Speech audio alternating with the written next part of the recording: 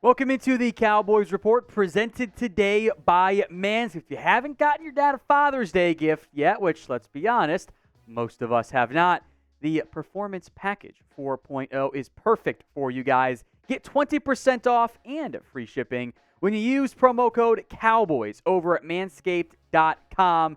Tell you more about them later on in today's show, which is all about OTAs. We got news, notes, takeaways, and everything else in between. The Cowboys have wrapped up another open portion of their OTA, so media availability, etc. We'll break down what went down, including injury news. Luke Schoonmaker has his right foot in a boot at the current moment.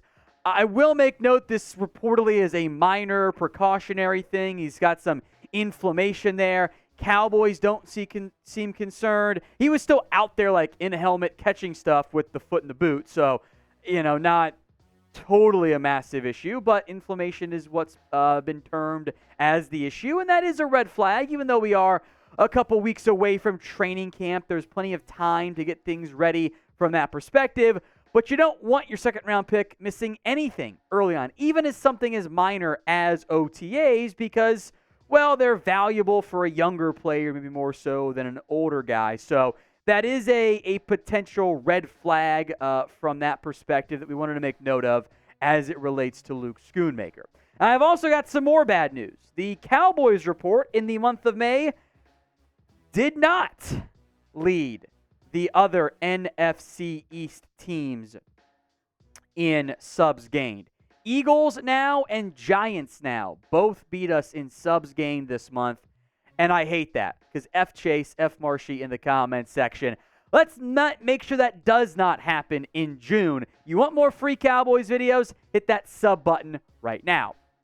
Speaking of more, well, there were another interception issues once again today for the Cowboys. And once again, not actually the quarterback's fault. In particular, Dak hits Peyton Hendershot in the red zone. Hendershot drops it, and Eric Scott picks it off. On one hand, yay, good for Eric Scott, the 6th-round pick, for getting the interception. That's awesome. More on him in a little bit, by the way. Also, Hendershot did the exact same thing last year. And in a normal year, we wouldn't care that much about it, right? Like, defense got lucky they made a play, ding on Hendershot. But when this was a very real problem last year, out of the blue, frankly, for a quarterback that historically has not had turnover issues at all, it's another red flag. Because, as the quarterback, when it hits the receiver, they're supposed to catch it. And then when they not only drop it, but it turns into an interception, that's just brutal. So I'm hoping those issues get sorted out, but it's also something with Hendershot. Like, if it happens to Lamb, okay, I'm not that worried about it. Hendershot did it last year. And in that Titans game, it's kind of a red flag. So what is your concern level over the interceptions for this Cowboys team? Scale it for me from 1 to 10 in the comment section, the pinned comment of today's video, actually. So if the ad break comes here on YouTube, take advantage of it. Head down there and let us know. Let's go more in depth now on Eric Scott and the cornerback room, as Eric Scott got the start, the first team reps in OTAs, which, it's OTAs, but still, Trayvon Diggs not present today. He's been in and out of the building so far, wasn't on the field today, was, I believe, on Wednesday, was in the building. Stephon Gilmore had his vet day off type of deal. Deshaun Wright was out for undisclosed reasons, so Eric Scott got to be the outside corner opposite Deron Bland. It was Deron Bland, Scott, and Israel Mukuamu, since Jordan Lewis coming off injury, not out there either.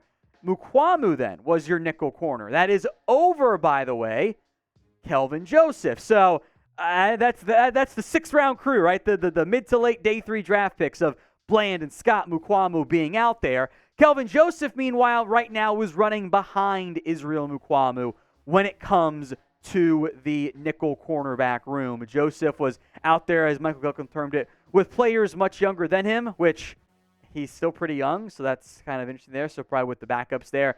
He's trying to work his way up the depth chart. Clearly, at least for now, it's June. We're not going to overreact to it. Joseph is behind Mukuamu in that nickel room. He is fighting for a roster spot. Deron Bland can play inside, outside. Jordan Lewis can play nickel corner there too. So he's got to earn that roster spot because Eric Scott's on the outside. Deshaun Wright's on the outside. We just mentioned 7 corners. Factoring in, Kelvin Joseph and then the other starters, you're looking at 9 corners.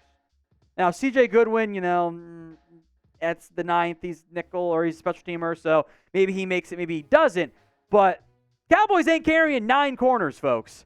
They ain't carrying 8 corners, and they probably won't carry 7. So there is some real competition brewing, even if we cheat and count Mukuamu as a safety in that group.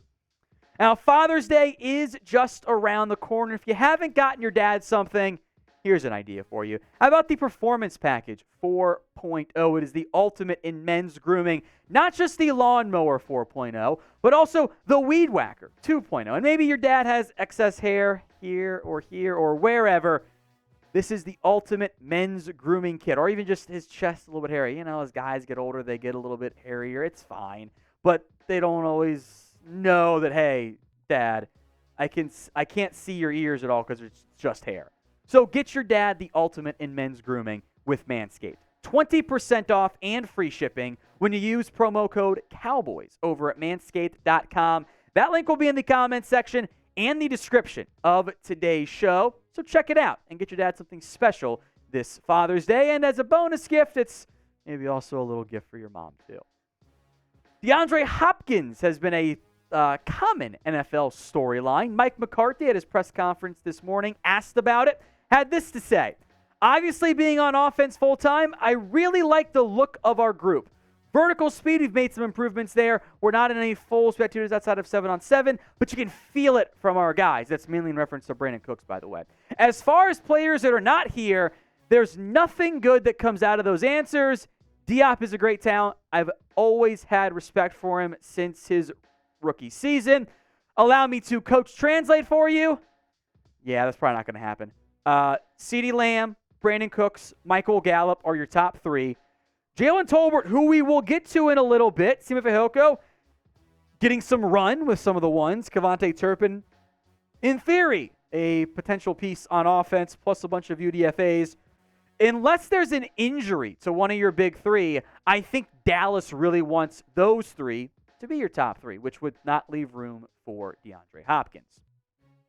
Mike was also speaking about 2 year 2 breakout players in both Sam Williams and Jalen Tolbert, offering praise for both of them with how they've looked so far in the very early phases of the offseason/preseason. Sam Williams, who was the second-round pick last year, actually flashed a decent amount, 9 TFLs. He was way better in run support than I was expecting him to end up being. Mike called Williams and Jalen Tolbert 2 excellent examples, quote-unquote, of players making that second-year jump. Tolbert's flashed some in 7-on-7. He is getting some reps with the ones. I wouldn't read too much into that because, it's June. They give a lot of the young guys more chances because, again, it is June, not, August or September or the games that matter. But reports are Tolbert looks a bit more comfortable. Did have a drop, which got to do the little things right. That was his issue last year, lining up on sides was apparently an issue somehow. So will Jalen Tolbert end up being wide receiver 4? Or will it be a Sima Fehoko? Will it be a Kevontae Turpin, Dennis Houston, Jalen Moreno-Cropper, somebody else altogether? Get those predictions in for me in the comments. Y for yes, N for no. More from Mike on Mazi Smith, kind of hyping up what he's seen so far out of Mazi. And this is the type of player who you're not really going to feel the impact until the pads come on. That's trench players, right? There's not a lot of contact. It's very light. That's the purpose of OTAs. You're not tackling and taking on double teams in the same fashion. It's different. Here's what Mike said.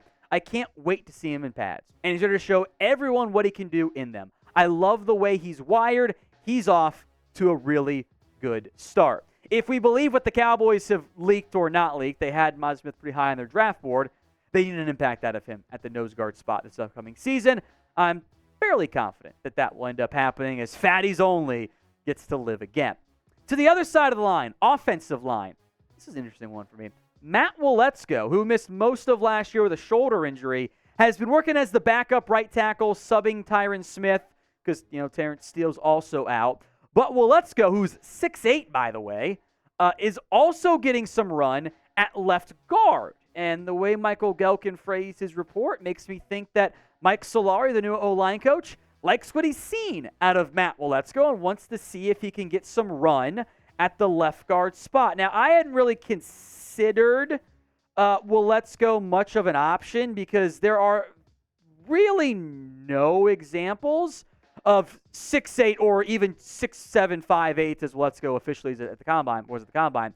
That's really tall for a guard.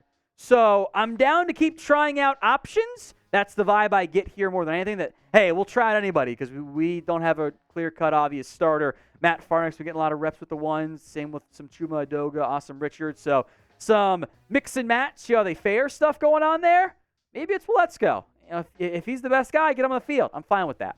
Who do you want starting at left guard? Go ahead and get those answers in for me in the comment section of today's show.